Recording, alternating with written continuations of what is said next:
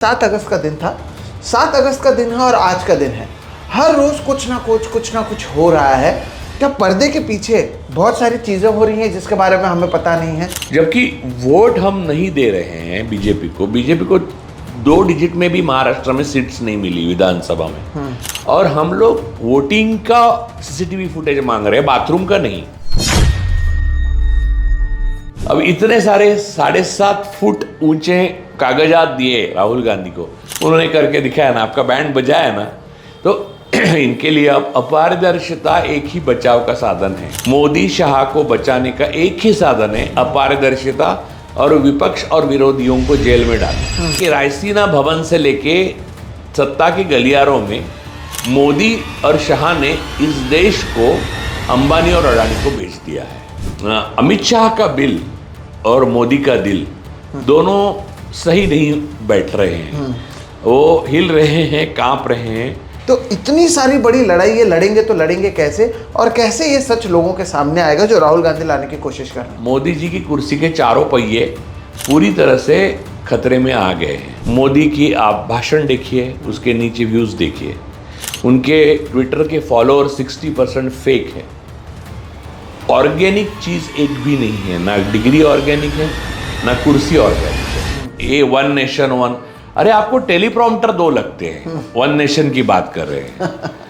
Resignation दे दो, आप पूरे कैबिनेट का रेसिग्नेशन दे दो, और आप ऑल पार्टी एक सरकार बनाओ और फ्री एंड फेयर इलेक्शन बनाओ। नया चुनाव आयोग बना गठन करके, वो फ्री एंड फेयर इलेक्शन में जो चुन के आएगा वो राज करेगा अगले 5 साल। ये हो सकता है, ये आखिरी विकल्प अभी भी बाकी है। वोट चोरी के मामले में अंततः इनको इलेक्शन लेने पड़े। स्वाभाविक है, राहुल गांधी सबसे ज़्यादा जनप्रिय व्यक्ति हैं, वो प्रधानमंत्री बने, तब तक मोदी जी राष्ट्रपति बने बैठेंगे, और कुछ ना कुछ करके राहुल गांधी को 30 दिन जेल में डाला और प्रधानमंत्री पद से हटा दिया। इतना आसान करना चाहते हो। गोदी मीडिया जिसको हम कहते हैं, वो गोदी मीडिया कितना भी डिंडोरा पीटे, लोग मोदी जी के साथ नहीं है। क्या आपको वाकई लगता है कि मोदी राष्ट्रपति बनेंगे? कि अगर केंद्र की सत्ता निकल जाती है तो गुजरात दूसरे दिन ढह जाएगा। गुजरात में मोदी शाह पॉपुलर नहीं है। मोदी शाह गुजरात में पॉपुलर नहीं है। किसी को कुछ नहीं आता, सबका वक्त आता है, और जिसका वक्त आता है उसे सब आता है। दोस्तों नमस्कार, और आप सभी का एक नए एपिसोड में बहुत बहुत स्वागत है। मैं हूं सोहित मिश्रा। देखिए दर्शकों, 7 अगस्त का दिन था। 7 अगस्त को कांग्रेस नेता राहुल गांधी की ओर से एक प्रेस कॉन्फ्रेंस की गई। प्रेस कॉन्फ्रेंस कर बताया गया कि कैसे हाल ही में हुए तमाम चुनावों में वोट चोरी की जाती है। उसके बाद से आप देखेंगे अगर एक ट्रेंड जिसके ऊपर आज हम चर्चा करने वाले हैं, वो ट्रेंड ये रहा है कि जब से राहुल गांधी ने वोट चोरी पर बात की है, वो दिन है और आज का दिन है। भारत में कई चीज़ें एक के बाद एक बदलने लगी हैं। चाहे चुनाव आयोग जो लगातार कई समय से चुप बैठा हुआ था, उन्होंने आकर प्रेस कॉन्फ्रेंस की। सेना के लोगों ने आकर बताया कि कैसे हमने पाकिस्तान के 5 जो प्लेन हैं उसे गिरा दिया। लोकसभा की अगर बात करें तो एक के बाद एक बिल आने लग गए हैं। देश विदेश में कई सारी हलचलें होने लगी हैं। तो हमें लगा कि आखिर ऐसा क्या हो रहा है, ये क्या ट्रेंड है जो राहुल गांधी के प्रेस कॉन्फ्रेंस के बाद से लगातार जारी है, इस पर चर्चा की जानी चाहिए। और हमारे साथ चर्चा करने के लिए राजू परुलेकर सर जुड़े हैं। नमस्कार सर। जैसे कि मैंने शुरुआत में सर कहा, 7 अगस्त का दिन था। 7 अगस्त का दिन है और आज का दिन है। हर रोज कुछ ना कुछ हो रहा है। क्या पर्दे के पीछे बहुत सारी चीज़ें हो रही हैं जिसके बारे में हमें पता नहीं है। सोशल मीडिया में बहुत सारी चीज़ों के ऊपर बातचीत होती है, वो पे हम आगे बातचीत करेंगे। लेकिन क्या आपको लगता है कि राहुल गांधी के प्रेस कॉन्फ्रेंस के बाद से लेकर अभी तक की अगर हम बात करें, कई बदलाव, कई सारी डेवलपमेंट्स और बार बार कई सारे डिस्ट्रैक्शन, ये सारी चीज़ें हमें देखने मिल रही हैं? हाँ, एक सबसे अहम बात यह है कि किसी भी तरह से संदिग्धता नहीं रही और निसंदिग्ध रूप से चोरी पकड़ी गई, जिसको वोट चोरी कहते हैं, उसे पकड़ा गया।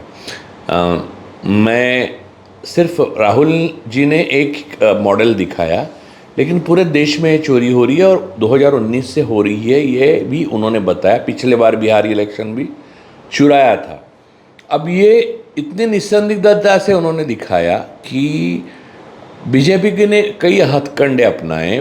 फॉर एग्जांपल वो संजय कुमार वाला ट्वीट, वो राहुल जी के बाद में 10-8 दिन बाद उसने ट्वीट डाला और बाद में डिलीट किया। वो भी 2 यहाँ की कॉन्स्टिट्यूएंसी महाराष्ट्र के नागपुर के एक नासिक का, उससे कुछ भी सिद्ध नहीं हो रहा था। वो उसने अपने आप किया, अपने आप डिलीट किया, अपने आप उसके पीछे एफआईआर लगी है। बात यह है कि उसका ना राहुल से कोई संबंध था, ना वोट फॉर डेमोक्रेसी जो संस्था है जिन्होंने पहले ही डॉक्यूमेंट बना, पहले दिन से हम बोल रहे थे, उससे ना कोई उसका संबंध था। CSDS के आंकड़े कोई किसी ने भी पकड़े नहीं थे, ADR ने ना पकड़े थे, ना वोट फॉर डेमोक्रेसी ने ना पकड़े थे, ना राहुल गांधी ने अपना खुद का संशोधन किया। अब ये बात यह है कि ये खेल हुआ ऐसा कि बहुत दिनों से लोगों को लग रहा था कि यार इसमें हम भी आते हैं कि राहुल इसमें बात नहीं कर रहे हैं। हमने बोला भी है कई बार, जबकि वोट हम नहीं दे रहे हैं बीजेपी को 2 डिजिट में भी महाराष्ट्र में सीट्स नहीं मिली विधानसभा में। ये दावे के साथ मैं कह सकता हूं, अगर फ्री एंड फेयर इलेक्शन करते हैं तो ये सिद्ध हो जाएगा। अगर इस बात को चैलेंज करना चाहता है कोई तो चैलेंज कर दे, लेकिन इसका चैलेंज करने का एक ही तरीका है, तो ये एक है। आपने मरकड़वाड़ी का भी मॉडल उनको वोट करने नहीं दिया फ्री एंड फेयर बाद में, जबकि विपक्ष जीत चुका था वो सीट। तो बात यह है सबसे मेन की अहम बात यह थी कि लेकिन राहुल गांधी ने जल्दबाजी नहीं की। इनकी बीजेपी की जो उछल कूद है, वो टेम्परामेंट है, उसको उसने अच्छी तरह से भापा। उन्होंने हार के ऊपर हार सह ली, जो हार थी नहीं। इवन आप समझिए परकला प्रभाकर जी का कोट अगर आप लें, और मैं पहले से ही कह रहा था कि 316 करीब सीट विपक्ष को मिली थी लोकसभा में और 162 सीट सिर्फ बीजेपी को मिली है। ये हार बहुत बड़ी है। नहीं, राहुल गांधी आज प्रधानमंत्री है एक्चुअली, और फिर भी अपनी कुर्सी को बचाने के लिए, क्योंकि कुर्सी अगर जाती है तो हो सकता है जेल जाना पड़े, हो सकता है कोई सज़ा हो, इसलिए मोदी, शाह, अडानी, डोभाल, जयशंकर, ये लोग, ये जो ग्रुप है पूरा इकोसिस्टम है आरएसएस का, उसमें आरएसएस का इकोसिस्टम भी शामिल है, और भी बाकी संस्था है जिन्होंने लिंचिंग से लेके मर्डर तक जो काम किए हैं हिंदुत्व के नाम पर, वो लोग सब इकट्ठा होकर ये सब काम कर रहे थे। बात ये हुई कि राहुल जी ने पेशेंस नहीं छोड़ा और उन्होंने अपना तर्क इस तरह पेश किया कि जो अकाट्य हुआ। अब उसके बाद कोई काट ही नहीं थी, उसके ऊपर काटने, आपने देखा काट देने की कोशिश ज्ञानेश कुमार ने की तो कितनी हंसी मजाक, वो उन्होंने 3 बातें कही। मैं 3 बातें कहता हूं उनके कहने की, आप इसको उसके ऊपर से आप अंदाजा लगाइए। उन्होंने कहा कि 0 नंबर का घर उसका है जिसका घर नहीं है। तो आपने कभी किसी का वोटर कार्ड या आधार कार्ड या कोई भी कार्ड या पैन 0 नंबर का घर देखा है? नहीं। पर्चा दिया तो दिया कैसे? रास्ते पे ढूंढते हुए दिया क्या? हाँ, यानी ढूंढ के 0 आ जाओ बेटा 0 ले लो पर्चा लो और जाके वोट करो। तो फिर इसका जवाब नहीं था उनके पास। फादर्स नेम में OSDGF, यानी वो जो बनाने वाले होंगे ना, वो ट्रोल जैसे हायर करते हैं वैसे बच्चे हायर किए होंगे ना बीजेपी ने, वो बोर हुए होंगे नाम नए नए ढूंढ के। एक मर्यादा होती है ना, किसी का नाम महेंद्र डाला, किसी का नाम पीयूष डाला, किसी का नाम आशा देवी डाला, किसी का नाम गीता देवी डाला, ये सब करके बोर हुए होंगे। आखिर में उनने खटाखट लाखों झूठे वोटर बनाने थे, तो फादर का नाम ASDHEF, ESDGF, GF, ADS ऐसा कुछ भी डालते गए। अब इसका ऐसे किसके फादर का नाम होता है? गणेश कुमार जी का है फादर का नाम ऐसा, और ऐसा कौन है भारत में कि इसके फादर का नाम का कोई मतलब नहीं, ना नाम का कोई उच्चारण नहीं होता किसी भी भाषा में? उसका जवाब उनके पास नहीं था। और सबसे हास्यास्पद यह था कि उन्होंने कहा कि CCTV फुटेज हम नहीं दे सकते क्योंकि बहु बेटियों के लिए बहुत हम सावधानी से वो कर। अरे बहु बेटियों के लिए, इनके घर की कितनी सारी बहु बेटियाँ अधिकारी है, सुपर क्लास 1 ऑफिसर है UPSC पास, वो रोज आती जाती है तो उनके कैमरे उनके ऊपर लगे रहते हैं और वो दिखाते नहीं। और दूसरी बात, हम जब वोट देते हैं तो बाहर सेल्फी पॉइंट में कितनी लड़कियां खींचते फोटो, और हम लोग वोटिंग का CCTV फुटेज मांग रहे हैं, बाथरूम का नहीं। ये बात भी ज्ञानेश कुमार नहीं समझ, ये इतनी यानी हड़बड़ाहट जो यानी वो घबरा गए थे।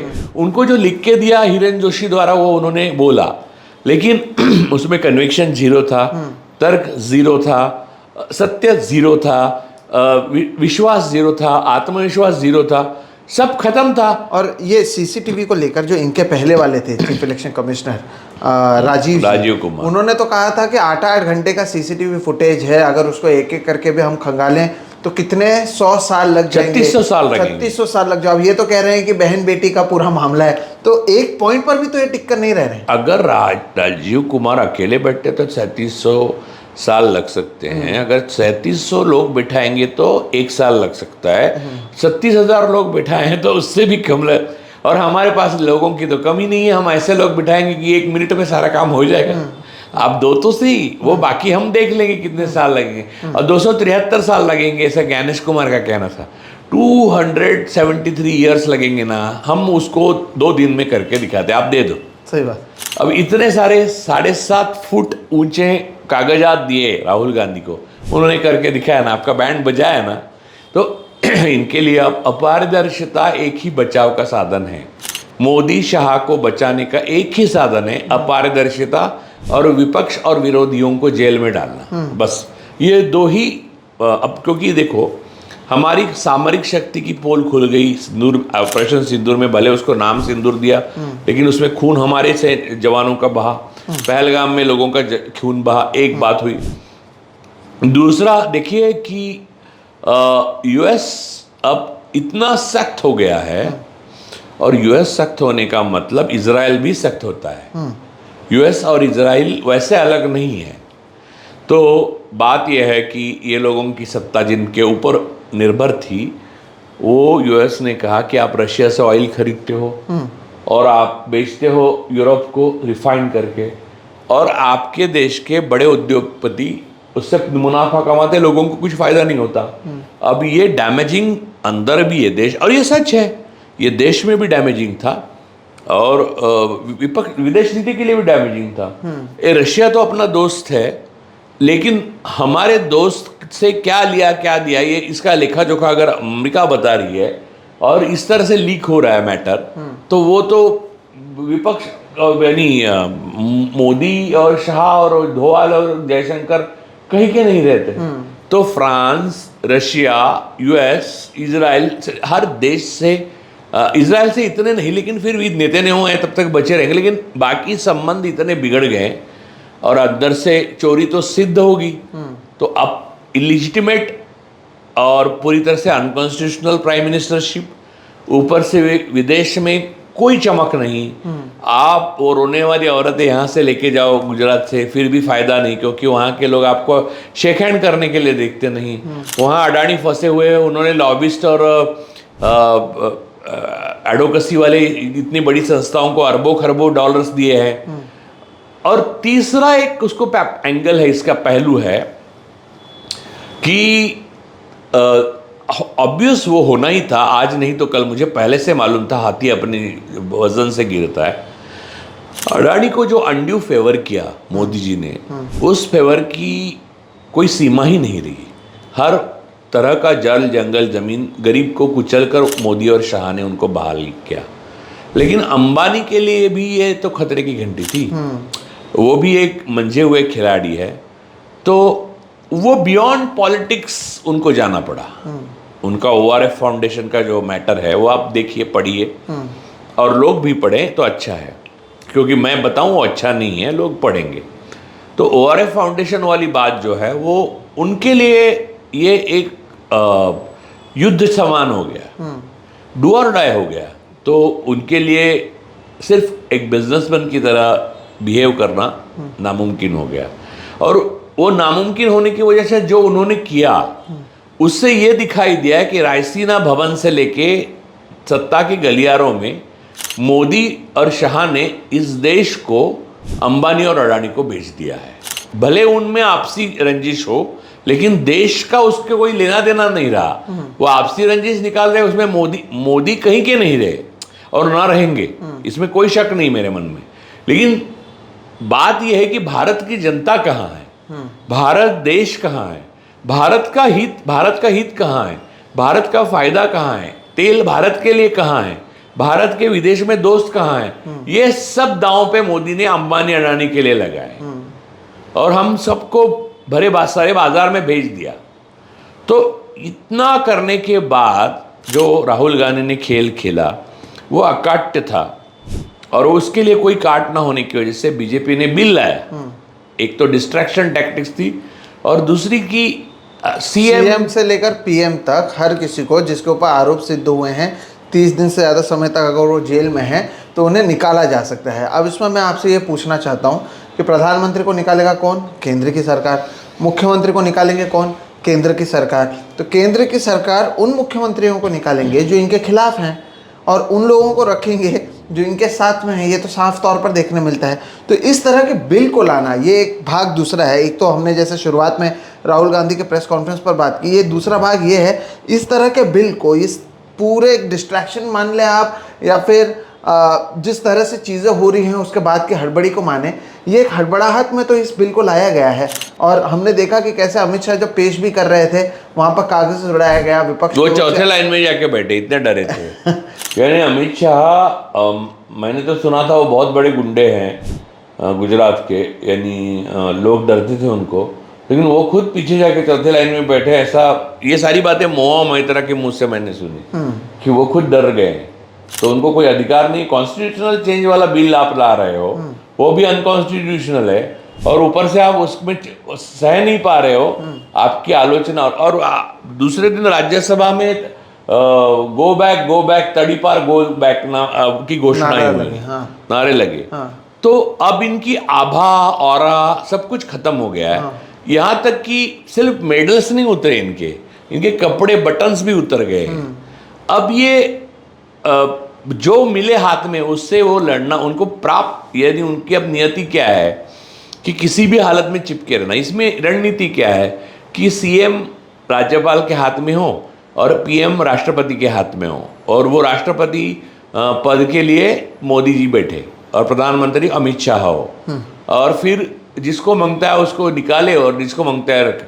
भारत जैसे बड़े देश में जब जनता आपके खिलाफ हो और आप वोट चोर गद्दी छोड़ ऐसा लोग बोल रहे हैं, तब ये करना, बिल पास भी करे तो भी असंभव है क्योंकि आप अब कुछ भी नहीं है। आपकी पावर देखिए क्या कि माओ कहते थे power comes through a barrel of gun.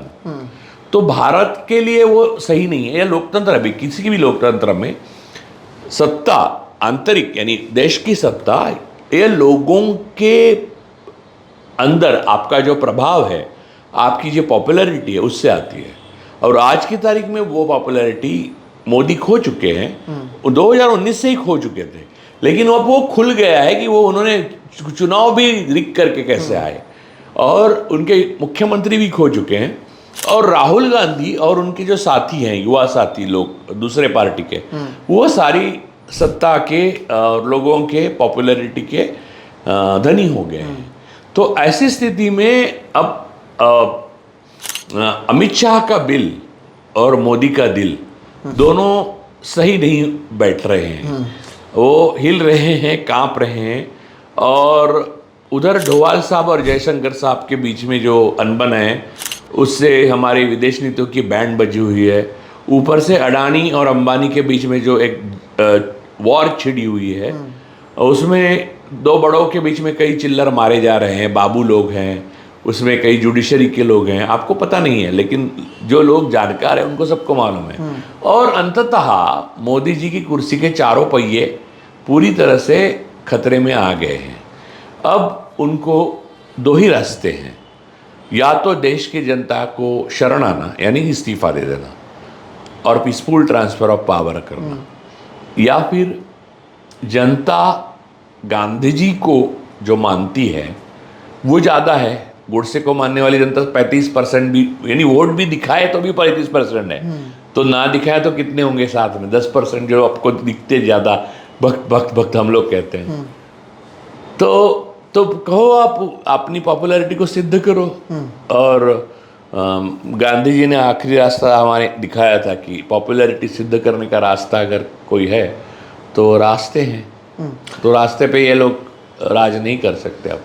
लेकिन इतने आगे बढ़ने से पहले जो हमने बातचीत की है, लेकिन अभी भी तो इतने सारे सबूत पेश करने के बावजूद सिस्टम तो इनका है ना, चुनाव आयोग इनका है, पुलिस इनके पास है। अब बिहार में भी आप देखिए कि 65 लाख से ज़्यादा लोगों के वोट्स जो हैं इन्होंने काट दिए हैं एसआईआर के ज़रिए। उसमें कहते हैं 20-22 लाख लोग तो वो हैं जो मरे हुए हैं। अब इसमें सवाल ये उठता है कि ये मरे हुए लोग इनको पहले दिखे नहीं थे क्या? एसआईआर इन्होंने महाराष्ट्र चुनाव या फिर लोकसभा से पहले क्यों नहीं किया? ऐसे तमाम सवाल मौजूद हैं।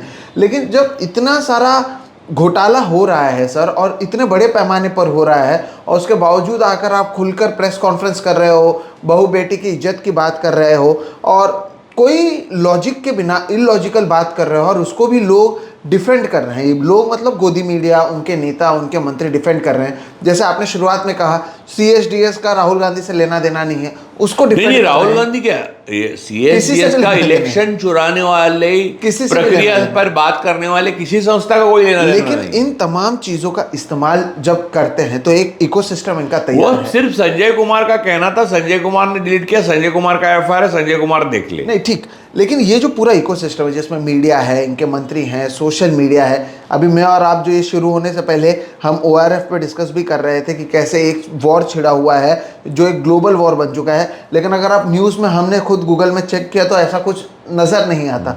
तो इतना कंट्रोल होने के बाद क्या वाकई लोगों तक ये संदेश पहुंच पा रहा है?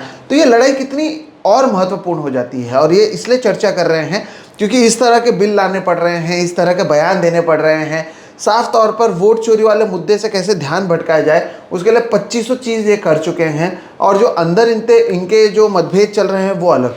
तो इतनी सारी बड़ी लड़ाई ये लड़ेंगे तो लड़ेंगे कैसे, और कैसे ये सच लोगों के सामने आएगा जो राहुल गांधी लाने की कोशिश कर रहे हैं? राहुल गांधी जो बिहार में जनसैलाब आपने देखा तेजस्वी यादव और राहुल गांधी के साथ, तो आपको क्या लगता है लोगों को मालूम नहीं? यहाँ तक कि अपने गृह मंत्री को लोकसभा संसद भवन में अंदर, हाउस के अंदर, वो कागज जो बिल फाड़ कर उसके कागज के टुकड़े उनके ऊपर फेंके गए, उनको गो बैक तड़ीपार की घोषणाएं दी गई। लोगों ने सारी चीज़ें देखी नहीं है, ऐसा आपको लगता है? मैं आपको उदाहरण देता हूँ। तानाशाह गद्दी में है ना, तब तक ऐसा बर्ताव करते हैं, वो एक्टर ही होते हैं, उनके साथी और वो एक्टर होते हैं, एक नेपथ्य होता है, और वो ऐसा दिखाते हैं कि एवरीथिंग इज़ अंडर कंट्रोल।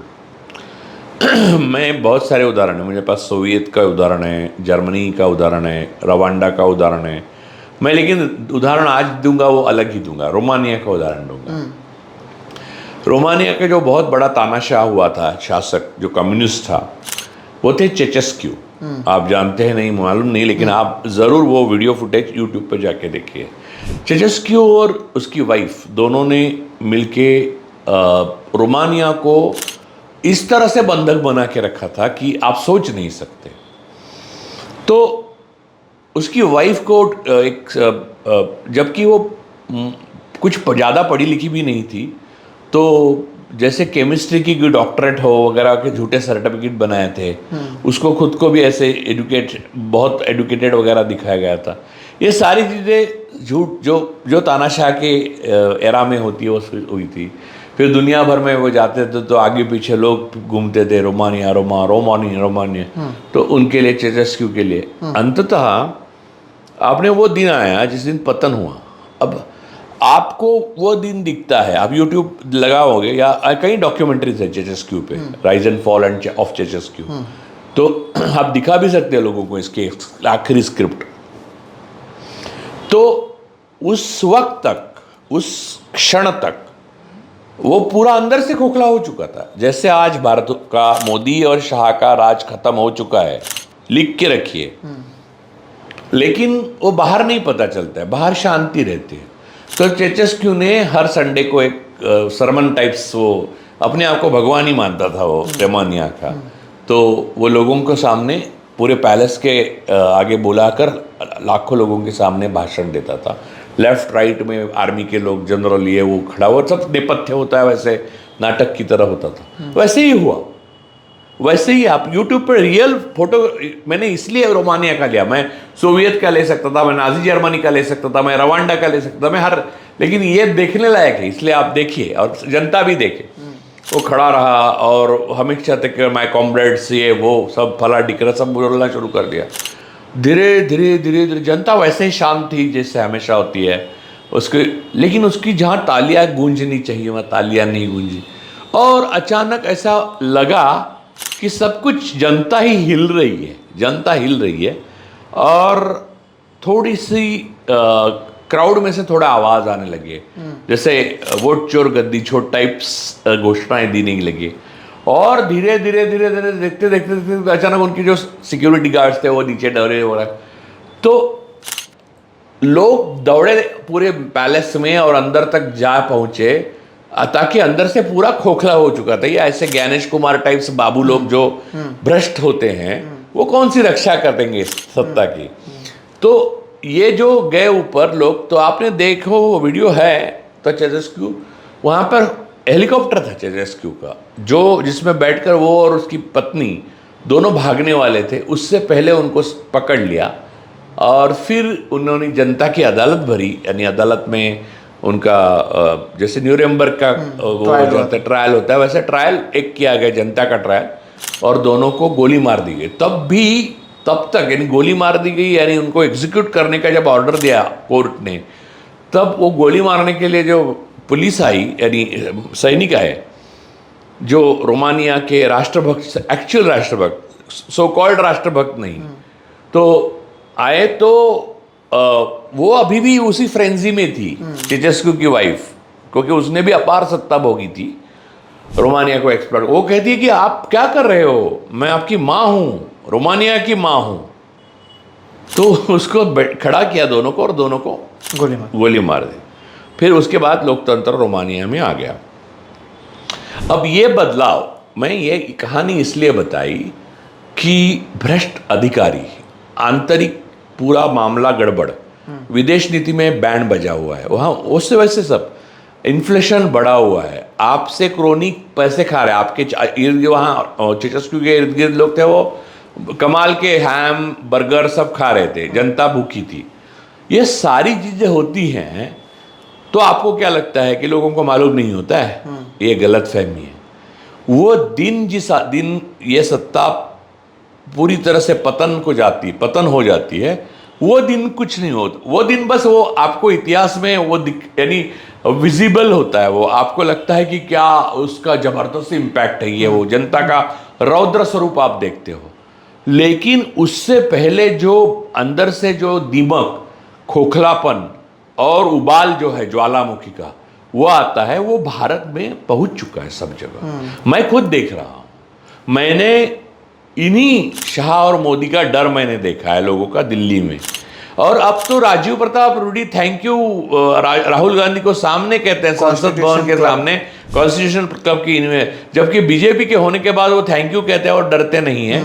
जहां तक कि खाने पे बुलाया तो पुराना दोस्त बीजेपी में है, वो भी आता नहीं था कांग्रेसी के पास, या दूसरे पार्टी शिवसेना जब फूट गई तब उसके पास, ऐसी हालत हुई थी। इन दोनों का डर ये था। आज की तारीख में ऐसा है कि सामने मोदी जाए तो लोग आंखों में आंख डाल के कुछ बोले तो मोदी आंख नीचे करते हैं, लोगों को डर नहीं है।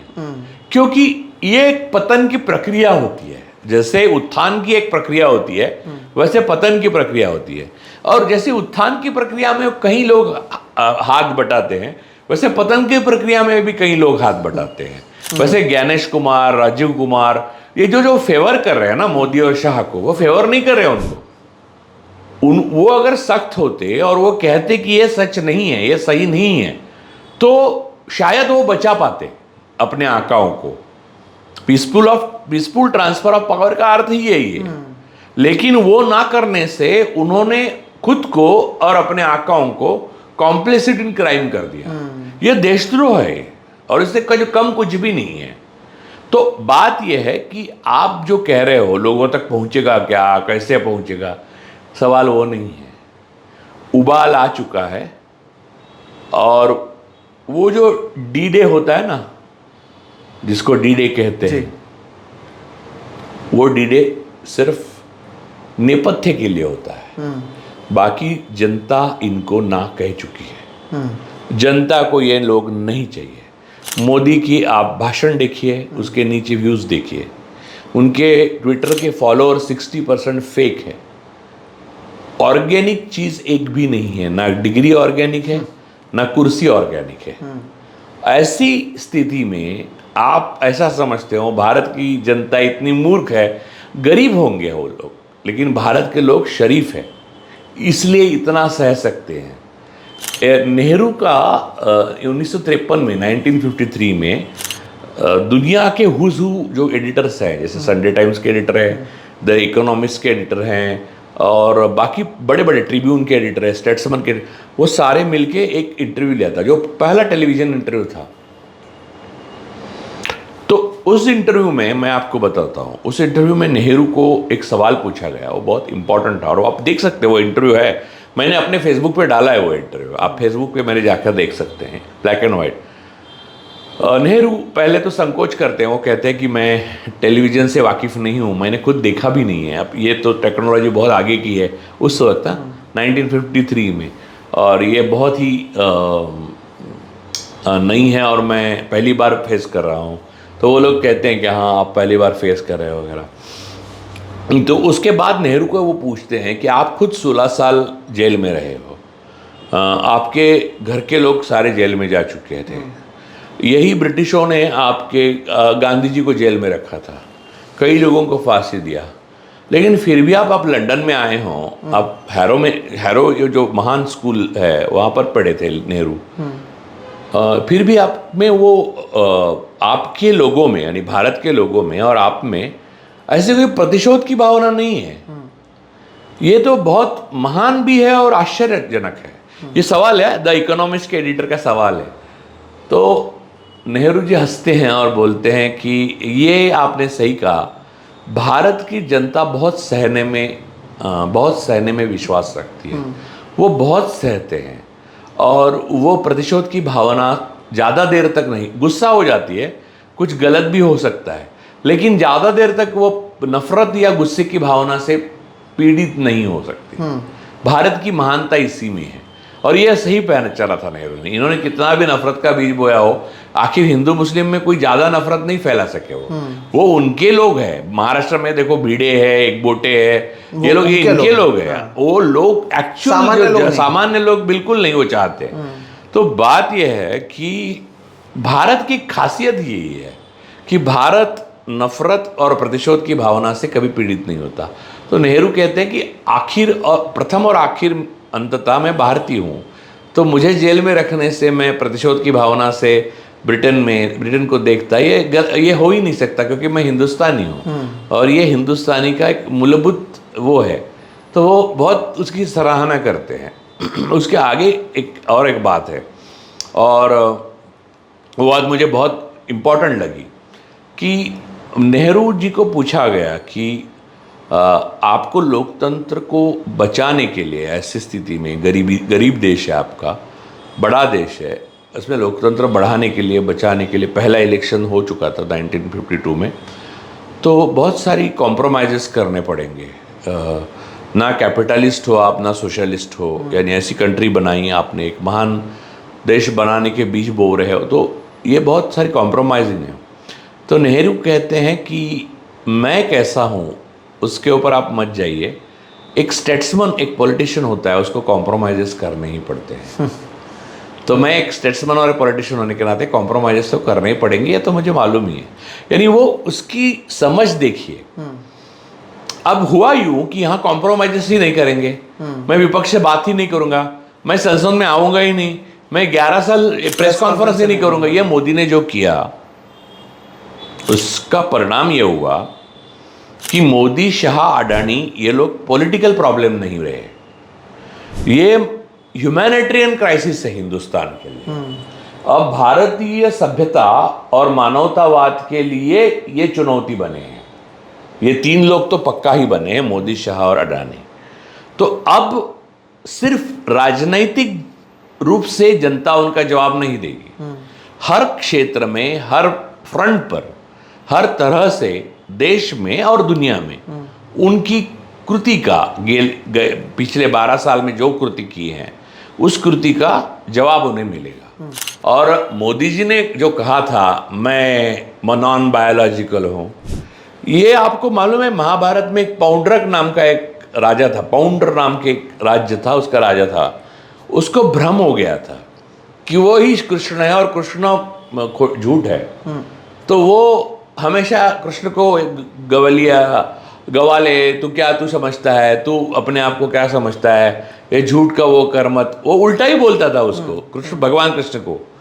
तो भगवान श्री कृष्ण ने अंततः जो हुआ छोड़ो, वो जो पाउडर का अपनी नियति कृष्ण ने जो जहाँ थी वहाँ अंजाम तक उसको लेके गए, लेकिन वो जो भ्रम हो जाता है ना कि मैं ही भगवान कृष्ण हूँ, वो भ्रम से हर पौड्रक को सावधान रहना चाहिए, नहीं तो वही नियति उसके पास आती है। क्योंकि आप इस देश का एक हिस्सा हो, एक देश की बूंद हो।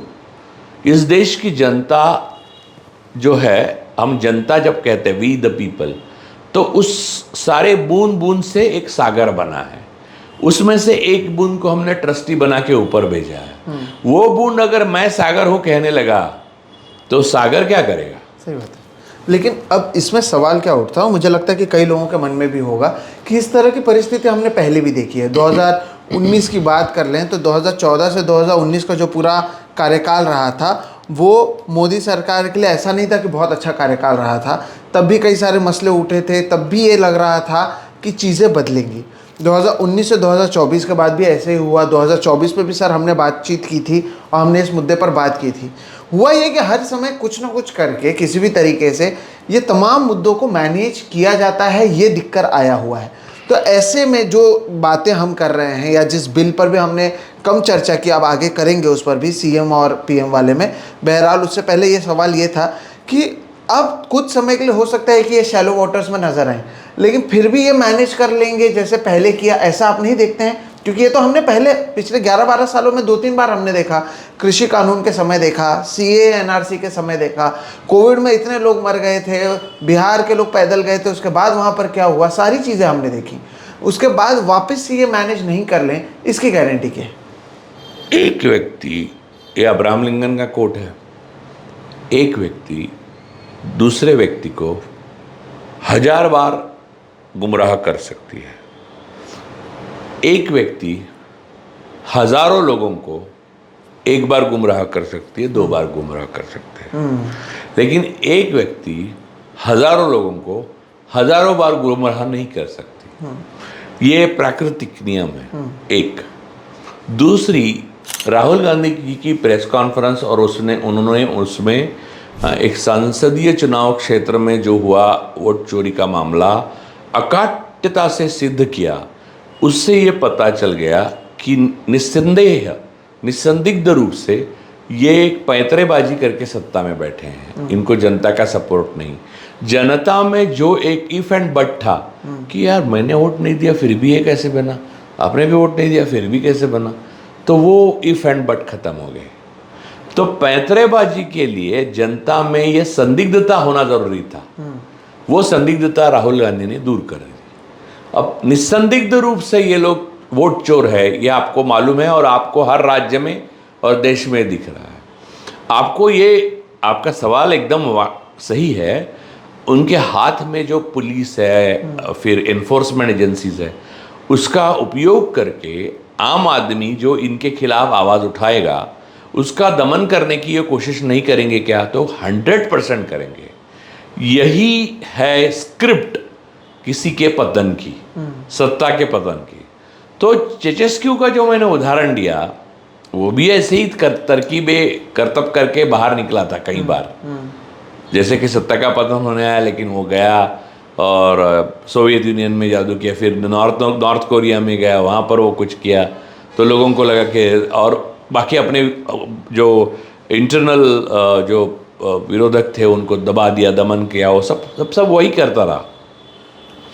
अब जो बात यह है कि वो काम हर बार वो काम नहीं आया। एक दूसरी बात, मोदी जी के लिए उनको लगा कि वो पुतिन का जो मॉडल है रशिया में वो अडॉप्ट कर लेंगे, लेकिन समझ लीजिए कि रशिया एक प्लूटो जिससे बड़ा देश है।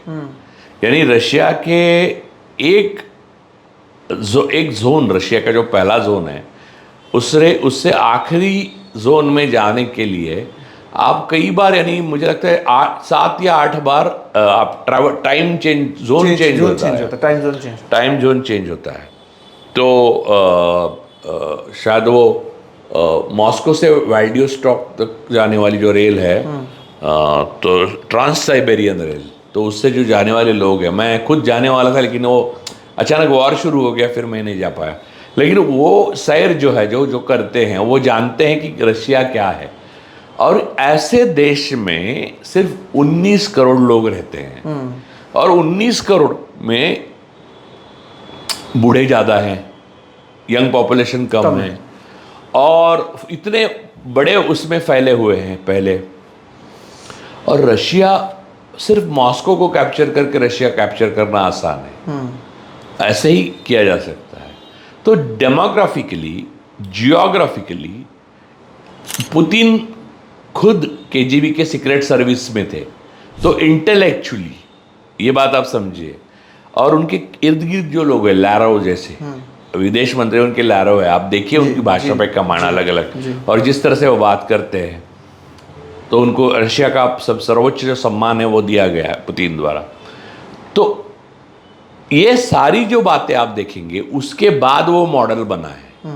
सिर्फ निर्ममता और क्रूरता से नहीं बना है, उसमें निर्ममता और क्रूरता तो है ही तानाशाह की, लेकिन कई चीजें हैं जो उसके लिए अनुकूल है, स्टालिन के लिए जो अनुकूल थी, ये सारी चीजें हिंदुस्तान में नहीं है। हिंदुस्तान एक तो 140 करोड़ लोगों का देश है, हर जगह आप उंगली रखो तो उधर भीड़ दिखती है। दूसरी बात, अब डेमोग्राफिकली यंगेस्ट पॉपुलेशन है इंडिया का। तीसरी बात, आप एक पूरे देश को एक बात छुपाने के लिए आपको बहुत कसरत करनी पड़ती है, और फिर भी छुपा नहीं पाते, ये आग की तरह खबर फैल जाती है। और चौथी सबसे बड़ी बात है, बहुत बड़े बड़े नेता थे भारत के, उन्होंने भारत का लोकतंत्र को बनाए रखा, जो रशिया में ऐसा नहीं था ना। रशिया में पहले भी लोकतंत्र नहीं था। तो ये तुलना करके अगर मोदी सोचते होंगे मैं भारत का पुतिन बनूंगा, ये चेचेस्क्यू ने भी यही सोचा था, तो तब पुतिन नहीं था, उसने स्टालिन बनने की सोची थी। लेकिन ऐसा नहीं होता। देखो, आपका देश, उसका चरित्र, जो नेहरू ने बोला, हम ज़्यादा देर नफरत और प्रतिशोध की भावना से जीते नहीं हैं। तो आपका देश, उसका चरित्र, इतनी डाइवर्सिटी, इतने संस्थान थे। भारत एक देश तब हुआ जब आज़ाद हुआ, और एक क्या पटेल और नेहरू ने मिलकर, तो ये सारी चीज़ें उनको लेकर आप ऐसे ये वन नेशन वन, अरे आपको टेलीप्रॉम्प्टर 2 लगते हैं, वन नेशन की बात कर रहे हैं। तो बात यह है कि आप आपकी पढ़े लिखे के बारे में हमें बोलना नहीं है, क्योंकि बिना पढ़े लिखे भी बहुत इंटेलिजेंट लोग मैंने लाइफ में देखे हैं, नेता भी देखे हैं। राजा रणजीत सिंह का उदाहरण है, उत्तम, बहुत बेहतरीन उदाहरण है राजा रणजीत सिंह। लेकिन वो आप नहीं हैं, वो आपकी विदेश नीति से सबको पता चल गया है। उसके बाद आपको एक ही विकल्प है, और वो अभी भी बाकी है, और वो विकल्प वो ना स्वीकार करते हुए दमन का स्वीकार करते हैं, तो उनकी नियति को वो खुद बुला रहे हैं। विकल्प ये है कि peaceful transfer of power, resignation दे दो, आप पूरे कैबिनेट का रेसिग्नेशन दे दो, और आप ऑल पार्टी एक सरकार बनाओ, और फ्री एंड फेयर इलेक्शन बनाओ, नया चुनाव आयोग गठन करके। वो फ्री एंड फेयर इलेक्शन में जो चुन के आएगा वो राज करेगा अगले 5 साल।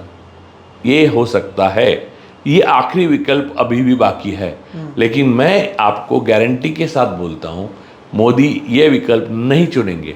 जैसे दुर्योधन के बारे में कहा जाता था ना, उन्होंने कहा था कि मैं सुई के अग्र के ऊपर भी रहने वाले 5 गांव भी नहीं दूंगा पांडवों को। वैसा वो सत्ता किसी के साथ नहीं बांटेंगे, तो उनकी नियति को वो फेस करेंगे अल्टीमेटली। ये तमाम बातें जो दर्शकों हमने अब तक की हैं, वो इस कॉन्टेक्स्ट पे की हैं कि राहुल गांधी के प्रेस कॉन्फ्रेंस के बाद से अब तक इस देश में कैसे एक के बाद एक बहुत तेज़ी से घटनाक्रम बदली है। राजू सर, उसमें जो एक बात की, उसका जिक्र हमने पहले किया, लेकिन मैं चाहता था कि उस पर हम आगे भी बात करें। वो उस बिल का है जिसे लेकर विपक्ष ने हंगामा किया है, और वो बिल है कि कैसे अगर किसी को 30 दिन के लिए, चाहे वो मुख्यमंत्री हो या प्रधानमंत्री हो, 30 दिन तक अगर कोई आरोप लगता है और उन्हें जेल में जाना पड़ता है, तो केंद्र के पास, गवर्नर से लेकर राष्ट्रपति के पास ये पावर होगा कि सीएम से लेकर पीएम तक को हटाया जा सकता है उनके पद से। ये एक उदाहरण दिया गया था, केजरीवाल जेल में से भी काम कैसे कर रहे थे उससे लेकर, और बाद में जब इस बात को उठाया गया था तब शायद मुझे लगता है केसी वेणुगोपाल ने अमित शाह के मुंह पर कहा कि आपके ऊपर भी तो आरोप लगे थे, आपको तड़ीपार किया गया था, तब आपने क्या किया? तो अमित शाह ने बहुत गुस्से से कहा कि मैंने इस्तीफा दे दिया था और फिर उसके बाद मैं तड़ीपार हुआ था। बहरहाल ये जो बिल है क्या ये अपने आप में एक दमन वाला बिल नहीं है? इसे कैसा देखा जाए? ये कौन से कानून के तहत किया जा रहा है? आपके पूरे सरकार पर जब सवाल उठ रहा है तब आप इस बिल को ला रहे हैं। इसे महज एक डिस्ट्रैक्शन मानना सही होगा या नहीं होगा, या इसके पीछे के रणनीति को कैसे देखते हैं? देखिए 30 दिन का जो बिल है, यानी शॉर्ट में उसको मैं 30 दिन का बिल कह रहा हूँ, आप समझ लीजिए। अब केजरीवाल के मिनिस्टर से सत्येंद्र जैन और निर्दोष पाए गए, हेमंत सोरेन निर्दोष पाए गए, खुद केजरीवाल के ऊपर दोष कोई सिद्ध नहीं हुआ, तो उनको सीएम पद से राज्यपाल निकालेगा जिनको जनता ने चुना है, और प्रधानमंत्री को कौन निकालेगा? राष्ट्रपति। यानी ये क्लियर पाथ कर रहे हैं कि पॉलिटिकल इम्यूनिटी मुझे अब मेरे क्रिमिनल एक्ट्स के लिए मिले, जनता के खिलाफ मैंने जो अपराध किए हैं उसके लिए मुझे बचाव मिले हमेशा के लिए, इसलिए मोदी जी खुद राष्ट्रपति बनेंगे और शाह जी प्रधानमंत्री बनेंगे, और बाद में जो चाहे वो उसको ईडी लगा दो, 30 दिन अंदर रखो, हटा दो, तो आपको पार्टी तोड़ने की ज़रूरत ही नहीं है। तो ये इन सोफिस्टिकेटेड वर्ड माफियाई तंत्र को कॉन्स्टिट्यूशनल अमेंडमेंट से प्रस्थापित करने की ये कोशिश है। ये कामयाब हो जाए या नाकामयाब हो जाए, अंततः ये नाकामयाबी हो जाएगी। लेकिन इसे मैं कैसे देखता हूँ पता है, एक आप एसआईआर करेंगे और ऐसे लोग जो आपको शायद वोट ना देते होंगे उन्हें आप निकाल देंगे, वोटर डिलीशन करेंगे, उसके बाद आप अपने फर्जी वोटर्स को ऐड करेंगे और सरकार बनाएंगे। इसके बावजूद अगर आप सरकार नहीं बना पाते हैं, दूसरे की सरकार बनती है, तो पहले उनके एमएलएस को आप तोड़ने की कोशिश करेंगे, उनके पार्टी को तोड़ने की कोशिश करेंगे। उसके बावजूद अगर कोई पार्टी सत्ता में आती है जो आपके विरोध में है, तो उन पर आप ही आरोप लगाएंगे, आपकी एजेंसी से उनको अंदर डालेंगे, और उसके बाद 30 दिन के बाद मुख्यमंत्री बदलकर एक तरीके से जो जनता न जाने कितनी बार जनता की ओर से कोशिश किया जा रहा होगा, एक के बाद एक आप तमाम तरीके की चीज़ें इस्तेमाल करेंगे, और अंत यही है कि सत्ता में आप ही रहेंगे। ये लाइन कैसा? एक इजी बात बताता हूँ मैं कि वोट चोरी के मामले में अंततः इनको इलेक्शन लेने पड़े। स्वाभाविक है, राहुल गांधी सबसे ज़्यादा जनप्रिय व्यक्ति हैं, वो प्रधानमंत्री बने, तब तक मोदी जी राष्ट्रपति बने बैठेंगे, और कुछ ना कुछ करके राहुल गांधी को 30 दिन जेल में डाला और प्रधानमंत्री पद से हटा दिया। इतना आसान करना चाहते हो। मैंने इजी बोल दिया। यही मुख्यमंत्री के साथ यहाँ भगवत कोश्यारी ने जो इतनी मेहनत मशक्कत के बाद उद्धव ठाकरे को ये किया था, जिसका जुडिशरी कोई तोड़ नहीं है, क्योंकि judiciary is also part of. आज तो बीजेपी की एक स्पोक्स पर्सन आरती साठे हाई कोर्ट की जज हो गई। तो ये इसकी तोड़ जनता है और जनता इसका जवाब दे देगी। बात ये है कि जो इनको लग रहा है कि ऐसे बिल लाएंगे, इस तरह से खाएंगे, ये करने के लिए भी ना एक मिनिमम लोकप्रियता की ज़रूरत होती है। आप देखिए कि जो तानाशाह सत्ता में रहे हैं, जितने काल तक वो सत्ता में रहे, उन्होंने कुछ तो ऐसा अच्छा किया है कि जिसके लिए, जैसे कि स्टालिन मृत्यु तक वो सत्ता में रहा, लेकिन स्टालिन ने सेकेंड वर्ल्ड वॉर में जीता है, नाजियों को पराजित किया, वो नेतृत्व स्टालिन का था। तो स्टालिन सत्ता में रहना स्वाभाविक था, और ज़्यादा रहता तो हो सकता है नहीं भी रहता, वो कू हो जाता उसके खिलाफ। तो तानाशाह को सत्ता में रहना एक मिनिमम लोकप्रियता जरूरी होती है। वो मिनिमम का मिनिमम भी रेशियो जो है वो मोदी शाह खो चुके हैं। अब बस उनके भक्त है, वो तो बोलेंगे, जो कॉम्प्लिसिट इन क्राइम बाबू लोग हैं जुडिशरी में, वो तो सब बोलेंगे, उसका कोई परिणाम जनता की अपनी अदालत में नहीं होता। ये जो गोदी मीडिया जिसको हम कहते हैं, वो गोदी मीडिया कितना भी डिंडोरा पीटे, लोग मोदी जी के साथ नहीं है। मैं एक उदाहरण देता हूँ, मोदी जी के मन की बात की सर्वे करिए आप पूरे देश में, कितने लोग सुनते हैं, आपको अपने आप पता चल जाएगा कि उनके पीछे कितने लोग हैं। अगर आप किसी को चाहते हैं बहुत, यानी समझ लीजिए कि लोकप्रियता, चरम लोकप्रियता का एक उदाहरण राजेश खन्ना का हम लेते हैं, चलो राजेश खन्ना का लेते हैं, पॉलिटिशियन नहीं लेते हैं। उस वक्त कहते हैं, मैंने तो देखा नहीं क्योंकि मैं पैदा ही नहीं हुआ था, 69 से लेके 68 69 से लेके 72 73 तक राजेश खन्ना का ऐसी लोकप्रियता थी कि उसकी बराबरी लोकप्रियता की इंदिरा गांधी जी के साथ की जाती थी, क्योंकि हाँ, पाकिस्तान के साथ वार जीतने के बाद इंदिरा गांधी की जो लोकप्रियता थी उसके बराबरी की लोकप्रियता राजेश खन्ना को थी। तो ये लोकप्रियता जो होती है वो आप देखिए, मन की बात नाम का कार्यक्रम राजेश खन्ना शुरू कर रहे हैं। आज राजेश खन्ना अपने मन की बात लोगों के साथ करेंगे, ऐसा 1971 में एक प्रोग्राम आ जाता, तो आपको लोकप्रियता पता चलती ना राजेश खन्ना की। और नहीं सुनते, वही प्रोग्राम 1980 में आता तो अमिताभ बच्चन का सुनते लोग, राजेश खन्ना का नहीं सुनते। बात सीधी है यार। देखिए, मैंने वो कौन शायर, मैं बार बार उनका नाम, मैं एक बार और बोल चुका हूँ आपके भाई के शो में, वो शेर कि किसी को कुछ नहीं आता, किसी को कुछ नहीं आता, सबका वक्त आता है। किसी को कुछ नहीं आता, सबका वक्त आता है, और जिसका वक्त आता है उसे सब आता है। तो वो शायर, मैं अब उनका नाम भूल गया, लेकिन मैं नेक्स्ट टाइम जिक्र करूंगा। मैं अभी गलत नाम नहीं लेना चाहता, लेकिन ये मेरी नहीं है, मेरा शेर ज़रूर नहीं, वो बहुत अच्छे शायर है और बड़े शायर है। तो हाँ, अगर आप मैं वही कर रहा हूँ कि सर्च कर सके तो कर दीजिए। जी, मैं वो करता हूँ, आप अपनी बात को। हाँ, तो बात यह है कि मोदी का वक्त जा चुका है। 1914-15 में मोदी शाह रास्ते से आते हैं तो खुद धरती भी उन्हें जगह दे देती थी। हर चीज, हर फांसा उनके अनुकूल होता था। लोकप्रियता, आप ये इतने बड़े देश में 50% से ज़्यादा हो ही नहीं सकती किसी की लोकप्रियता, लेकिन 35% 37% जो भी थी, लेकिन वो रियल थी, ऑर्गेनिक थी। 19 में वो बात नहीं रही।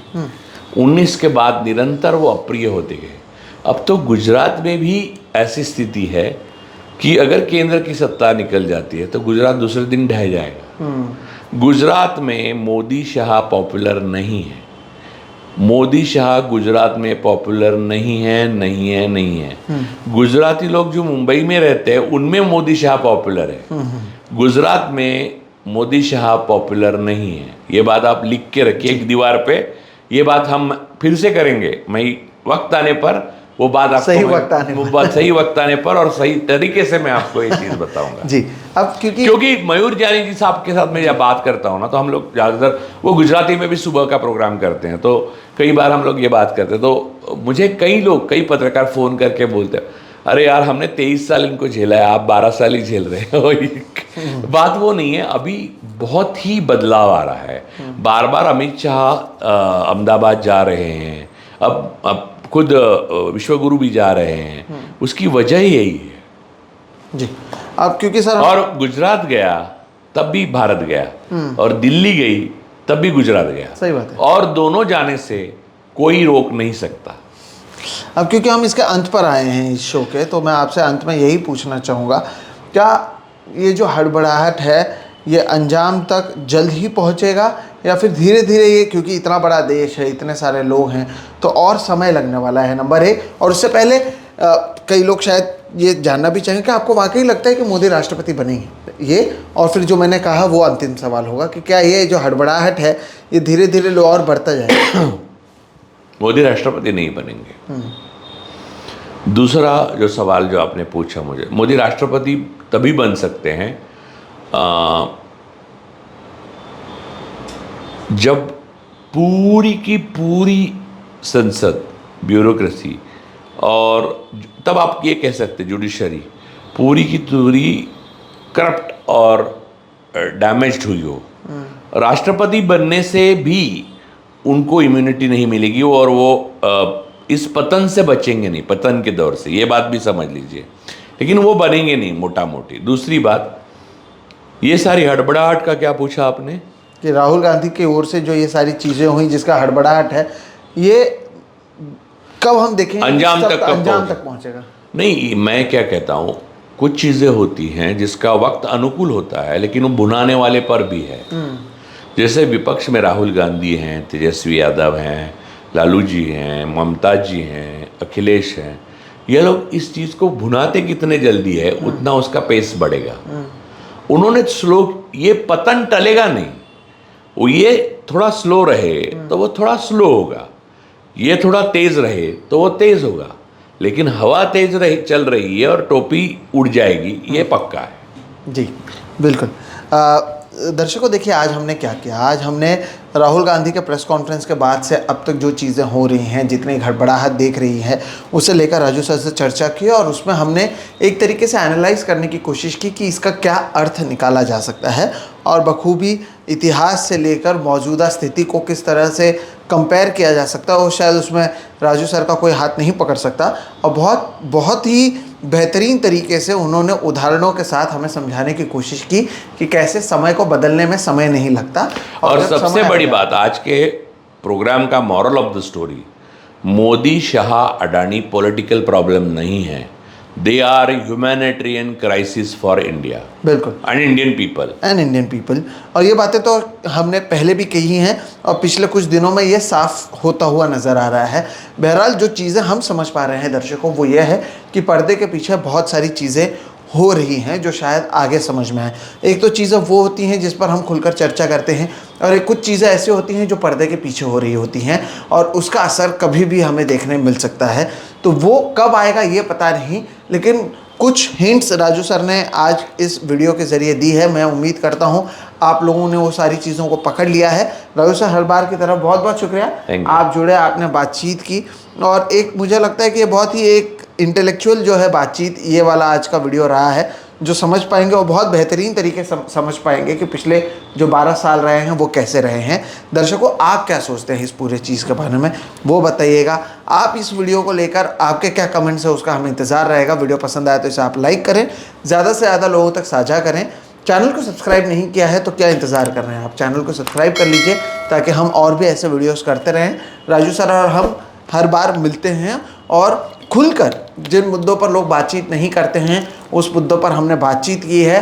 2024 चुनावों को लेकर भी हमने बहुत पहले, जब मुझे लगता किसी राजनीतिक पार्टी ने नहीं कहा था, तब हमारे चैनल पर आप अगर जाकर देखेंगे हमने उन चुनावों के नतीजों पर सवाल उठाए हैं, महाराष्ट्र के चुनाव के नतीजों पर सवाल उठाए हैं और लगातार हम इन मुद्दों पर बात करते आए हैं। शायद देरी से ही सही हमारी हर एक बात जो है वो सही साबित होती हुई नज़र आई है। क्या आपको लगता है ये हमारी जो बातें आज हुई हैं वो सही साबित होंगी, और होंगी तो कब तक होंगी, कमेंट सेक्शन में ज़रूर बताइएगा। तब तक के लिए आप हम दोनों को दीजिए इजाज़त। राजू सर, बहुत बहुत शुक्रिया, आप जुड़े और आपने बातचीत की। दर्शकों, फिलहाल हमें इतना ही आज की इस वीडियो में। ज़रूर राजू सर से हम जल्द ही वापस मिलेंगे, तब तक के लिए नमस्कार सर।